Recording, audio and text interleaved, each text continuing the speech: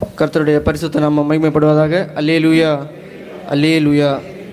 இந்த வேளையிலும் நாம் சிலுவை வசனமாக 6வது வார்த்தையாக இயேசு ஆனவர் சிலுவையிலிருந்து மொழிந்த வார்த்தையான முடிந்தது என்ற வார்த்தையை குறித்து நாம் தியானிப்போம்.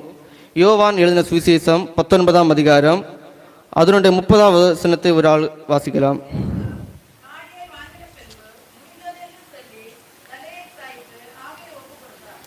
இயேசு காடியை வாங்கின பின்பு முடிந்தது என்று சொல்லி தலையை சாய்த்து ஆவியை ஒப்பு கொடுத்தார். அங்கு இயேசுவானவர் முடிந்தது என்று கூறுகிற வார்த்தையை நாம் தியானிப்போம். இயேசு கிறிஸ்து இந்த உலகத்திற்கு எந்த நோக்கத்திற்காக வந்தாரோ அந்த நோக்கமானது நிறைவு பெறுகிறது. அதை தான் ஆண்டவர் என்ன கூறுகிறார் என்றால் முடிந்தது என்று. ஆண்டவராகிய இயேசு கிறிஸ்து எந்த நோக்கத்திற்காக இங்கு வந்தார் என்பதை நாம் தியானிப்போமானால் யோவான் எழுதின சுவிசேஷம் 17ஆம் அதிகாரம் அதனுடைய 4ஆம் வசனம்.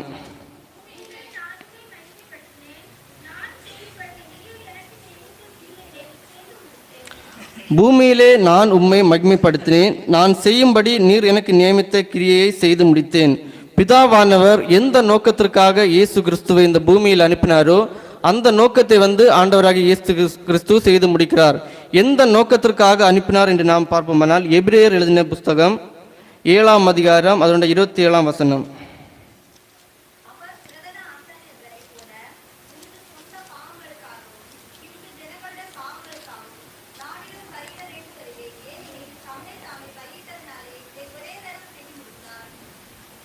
இந்த வசனம் மூலமாக இயேசுவானவர் எந்த நோக்கத்திற்காக இந்த பூமியில் வந்தார் என்பதை நாம் தியானிக்க முடிகிறது.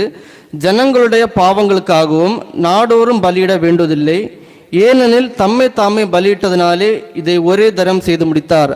ஆண்டவராகிய இயேசு கிறிஸ்து சிலுவையில் தொங்கி அவர் மரிக்கிறதை நாம் பார்க்கிறோம்.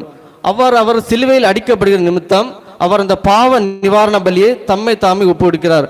நியாயப்பிரமாண காலத்திலே பாவம் செய்கிற மனிதன் ஒருவன் என்ன பண்ணுவான் என்றால் அவன் அந்த பாவத்திற்கு ஈடாக ஏதாவது ஒரு பலியை செலுத்த வேண்டும். அந்த பலியை மாற்றி ஆண்டவர் தம்மை தாமே சிலுவையில் ஒப்பு கொடுக்கிறார். அது முக்கியமாக நாம் பார்ப்போம் என்றால் எந்த நோக்கத்திற்காக ஆண்டவரை இந்த பூமிக்கு அனுப்பினாரோ அந்த நோக்கத்தை ஆண்டவராக இயேசு கிறிஸ்து செய்து முடிக்கிறார். அந்த நோக்கம்தான் இங்கு முதன்மையாக கூறப்படுகிறது. ஆண்டவராக இயேசு கிறிஸ்து அந்த நோக்கத்தை தான் இங்கு முக்கியப்படுத்துகிறார். அதை நாம் சற்று கூட சிந்திப்போமானால் ஆண்டவராக இயேசு கிறிஸ்து இந்த உலகத்திலே மனிதர்களாகி நம்மளை படைக்கிறார்.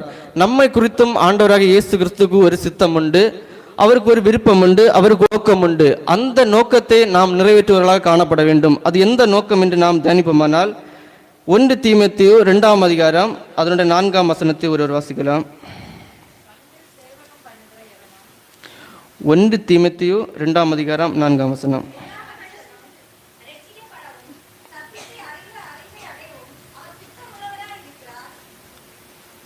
எல்லா மனுஷரும் ரட்சிக்கப்படவும் சத்தியத்தை அறிகிற அறிவை அடையும் அவர் சித்தமுள்ளவராக இருக்கிறார்.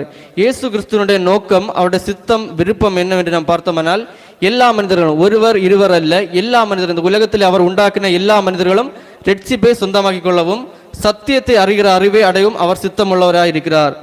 2 தீமோத்தேயு 4ஆம் அதிகாரம் 7ஆம் வசனத்தை ஒருவர் வாசிக்கலாம்.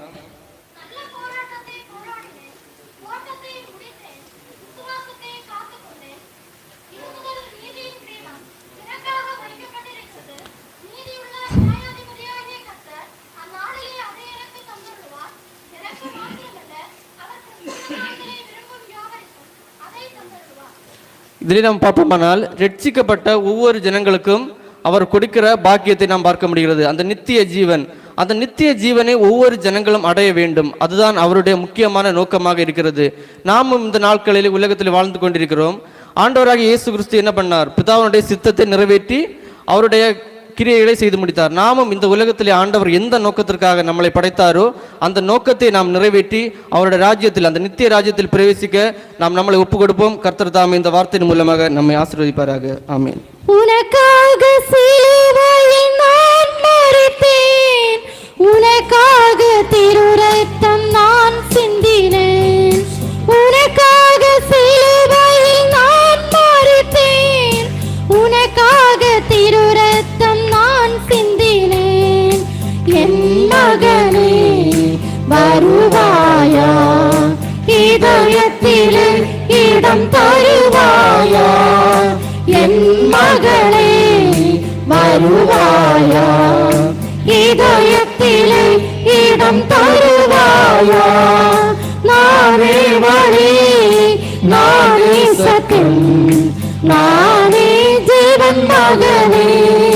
நானே வழி, நானே சத்தியம், நானே ஜீவன் மகனே.